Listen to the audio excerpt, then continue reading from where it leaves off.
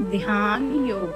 मन ही मित्र है और मन ही शत्रु। एक बार मनुष्य अपने जीवन में बहुत परेशान था। उसके पास सब कुछ था, घर, परिवार, काम, सुख, सुविधा। फिर भी उसका मन शांत नहीं था। कभी वह बीते हुए समय को याद करके दुखी होता तो कभी आने वाला भविष्य की चिंता करता। कभी लोगों की बातों से परेशान होता तो कभी बिना किसी कारण के उसके मन में डर पैदा हो जाता। वह सोचता, मेरे पास सब कुछ है फिर भी मेरे मन को शांति क्यों नहीं मिलती। एक दिन वह एक ज्ञानी संत के पास गया। उसने कहा, महाराज, मैं अपने मन को शांत करना चाहता हूँ, लेकिन मेरा मन मेरी बात नहीं मानता। संत मुस्कुराए और बोले, तुम्हारा मन तुम्हारी बात क्यों नहीं मानेगा? वह व्यक्ति हैरान होकर बोला, मेरा मन फिर भी मेरी बात क्यों नहीं मानेगा? संत ने कहा, क्योंकि तुमने अपने मन को कभी समझाने की कोशिश ही नहीं की। तुमने हमेशा उसे अपनी इच्छाओं के पीछे दौड़ाया है। वह व्यक्ति चुप हो गया। संत ने आगे कहा, जब तुम्हें सुख चाहिए था तुमने मन की बातें नहीं मानी। जब तुम्हें क्रोध आया तुमने अपने मन की बात नहीं मानी। जब तुम्हें किसी से ईर्ष्या हुई तुमने मन की बात नहीं मानी। जब तुम्हें डर लगा तुमने मन की बात नहीं मानी। अब तुम चाहते हो कि मैं वही मन अचानक तुम्हारा सेवक बन जाए।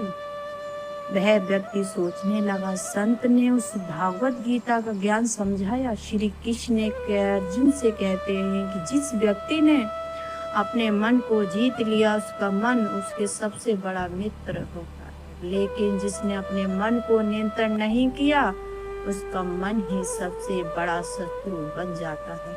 आज हमारा जीवन में भी कुछ ऐसा ही है। हमारा मन कभी हमें कहता है, आज काम मत करो, आज पढ़ाई मत करो, आज मेहनत मत करो, कल से शुरुआत करेंगे। और हम मन की बात मान लेते हैं। फिर कुछ समय बाद वही मन हमें दुखी करता है। तुमने समय पर मेहनत क्यों नहीं की? यही मन कभी हमें किसी से क्रोधित कर देता है, फिर बाद में पछताता होता है। मन कभी हमें किसी से बहुत अधिक उम्मीद करवाता है, फिर वही उम्मीद टूटने पर हमें दुखी करता है। इसलिए श्री कृष्ण कहते हैं, मन को अपना मालिक मत बनाओ, मन को अपना मित्र बनाओ। लेकिन मन को नियंत्रित करना आसान नहीं है।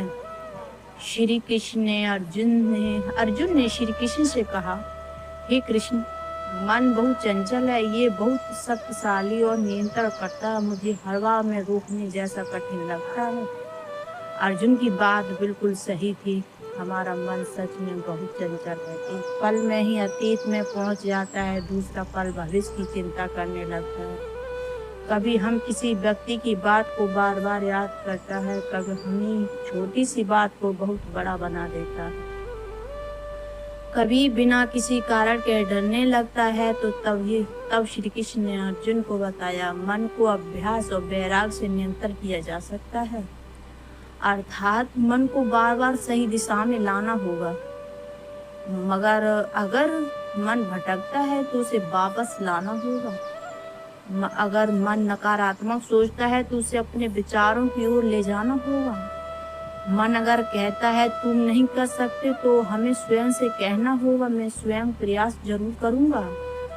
अगर मन कहता है सब कुछ खत्म हो गया तो हमें कहना होगा, जब तक मैं प्रयास कर रहा हूँ तब तक कुछ भी खत्म नहीं हुआ। यही मन को नियंत्रित करने का अभ्यास है। एक दिन एक नदी को देखिए, नदी का पानी लगातार बहता रहता है। अगर उसके किनारे मजबूत हो तो नदी सही दिशा में बहती है, लेकिन अगर किनारे टूट जाएं तो पानी चारों ओर फैल सकता है। हमारा मन भी उसी नदी की तरह है। विचार लगातार आते जाते रहते हैं, लेकिन अनुशासन और सही विचार हमारे मन को सही दिशा देते हैं। इसलिए जीवन में अनुशासन बहुत जरूरी है। समय पर उठना, समय पर काम करना और समय पर अपने लक्ष्य पर ध्यान देना, अनावश्यक चिंताओं से दूर रहना और अपने विचारों को समझना। यह सभी मन को मजबूत बनाते हैं। श्री कृष्ण ने ध्यान के बारे में बताया। ध्यान का अर्थ केवल आंखें बंद करके बैठ जाना नहीं, ध्यान का अर्थ है अपने मन को धीरे धीरे वर्तमान में लाना। जब हम अब खाना खा रहे हों तो केवल खाने पर ध्यान दें, जब हम पढ़ते रहे हों तो पढ़ाई पर ध्यान दें, और जब हम किसी से बात कर रहे हों तो उस व्यक्ति की बात को ध्यान से सुने। लेकिन आज हमारा मन एक जगह टिकता ही नहीं। हमारा एक काम करते हुए दूसरे काम के बारे में सोचते हैं, दूसरा काम करते तीसरे काम की चिंता करते हैं, और इस तरह हमारा शरीर एक जगह होता है लेकिन हमारा मन कहीं और भटकता रहता है। यही कारण है कि मनुष्य के पास सब कुछ होते हुए भी शांति नहीं होती। श्री कृष्ण हमें सिखाते हैं, जिस मनुष्य का मन शांत है वही वास्तव में सुखी है। सुख केवल धन में नहीं, सुख केवल बड़ी चीज खरीदने में नहीं, सुख केवल दूसरों से प्रशंसा पाने में नहीं है। सच्चा सुख उस मन में है जो परिस्थितियों के बदलने पर भी पूरी तरह टूटता नहीं। जिसे सफलता मिले तो वह घमंड न करे, और जिसे असफलता मिले तो वो निराश न हो। जिसे सम्मान मिले वह अहंकार न करे, और जिसे अपमान मिले वो अपने जीवन का उद्देश्य न भूल जाए। यही मन की तीसरता है। एक बार व्यक्ति ने किसी महान संत को अपनाया। संत बिल्कुल शांत थे।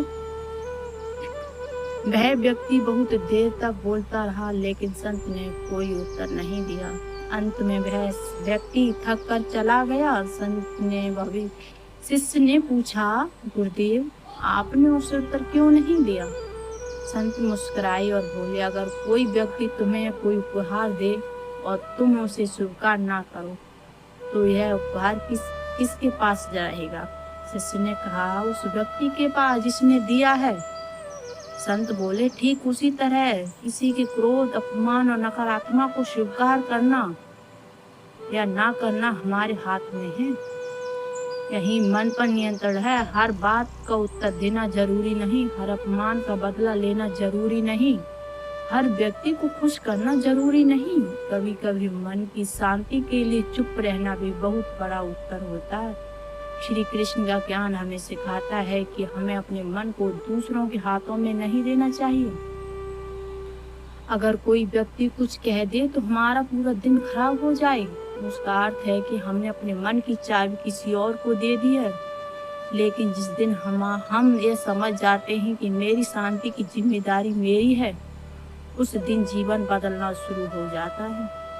श्री कृष्ण कहते हैं, मनुष्य को स्वयं अपने द्वारा उद्धार करना चाहिए, क्योंकि मनुष्य स्वयं ही अपना मित्र है और स्वयं ही अपना शत्रु।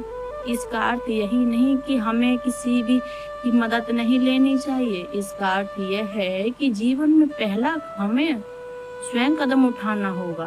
दूसरे लोग हमें सलाह दे सकते हैं, दूसरे लोग हमें रास्ता दिखा सकते हैं, लेकिन चलना हमें स्वयं पड़ेगा। अगर कोई व्यक्ति आपको तैरना सिखा दे तो भी पानी में तैरना आपको स्वयं पड़ेगा ना। अगर कोई आपके रास्ते बता दे तो भी मंजिल तक पहुंचना आपको स्वयं पड़ेगा। और श्री कृष्ण कहते हैं, आपको ज्ञान दे तो आपको उस ज्ञान को जीवन में उतारना आपको स्वयं पड़ेगा। यही भागवत गीता का गहरा संदेश है। अर्जुन ने जब श्री कृष्ण की बात तो समझी, तब उनके भीतर परिवर्तन आया। बाहर की परिस्थिति तुरंत नहीं बदलती, युद्ध भूमि वही थी, सामने वही लोग थे, समस्या वही थी, लेकिन अर्जुन का मन बदल गया था। और जब मन बदलता है तो मनुष्य कठिन परिस्थितियों में भी सही निर्णय लेना लगता है।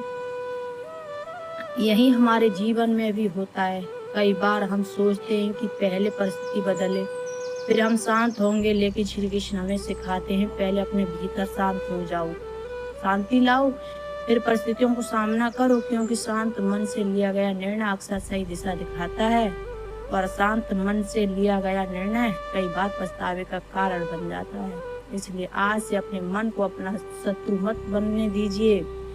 जब मन डराए तो उसे साहस दीजिए। जब मन हारने मानने लगे कहे तो उसे दिलाइए, मैं अभी समाप्त नहीं हुआ हूँ। जब मन कहे लोग क्या कहेंगे तो स्वयं से कहिए, मेरा जीवन लोगों की बातों से नहीं, मेरे कर्मों से बनेगा। जब मन कहे बहुत देर हो गई, तो याद रखिए, जब तक सांस है तब तक शुरुआत करने में कोई देर नहीं हुई। और जब मन बहुत परेशान हो जाए तो कुछ समय शांत बैठिए, अपने भीतर झांकिए, अपने विचारों को देखिए और हमारे विचार सच बताते, सच मत मानिए, क्योंकि हर विचार सत्य नहीं होता। कभी कभी हमारा डर केवल हमारे मन की बनाई हुई कहानी होता है। इसीलिए मन को समझिए, मन को दबाइए नहीं, मन को सही दिशा दीजिए, क्योंकि यही मन आपको गिरा सकता है, यही मन आपको उठाकर आपकी मंजिल तक भी ले जा सकता है। अंत में श्री कृष्ण का संदेश याद रखिए, जिसने अपने मन को जीत लिया उसने संसार की सबसे बड़ी विजय प्राप्त कर ली, क्योंकि बाहरी संसार को जीतने से पहले अपने भीतर के डर, क्रोध, आलस्य, मोह, नकारात्मक विचारों पर विजय पाना आवश्यक है। आज अगर आपका मन परेशान है, अगर आप किसी में चिंता में हैं, तो अगर आपको लगता है कि जीवन में कोई रास्ता नहीं बचा, तो अपने मन से कहिए, मैं अकेला नहीं हूँ, मेरे साथ श्री कृष्ण का ज्ञान है। अपने कर्म पर ध्यान दीजिए, अपने मन को संभालिए, धीरे धीरे आगे बढ़िए और विश्वास रखिए, जिस मन को आज आप संभाल नहीं पा रहे हैं, वही मन एक दिन आपकी सबसे बड़ी शक्ति बन सकता है। जय श्री कृष्णा। यह वाला अध्याय अर्जुन की वही युद्ध वाली कहानी से अलग है। इसमें आपको मोटिवेशन चैनल के लिए मन, चिंता, डर, विश्वास, परेशानियां जुड़ा बहुत अच्छा संदेश निकलता है। नमस्कार दोस्तों, अगर मेरी वीडियो अच्छी लगी हो तो लाइक, शेयर, कमेंट जरूर करना, अपने दोस्तों के पास शेयर कर देना कृष्ण मोटिवेशन विचारों को।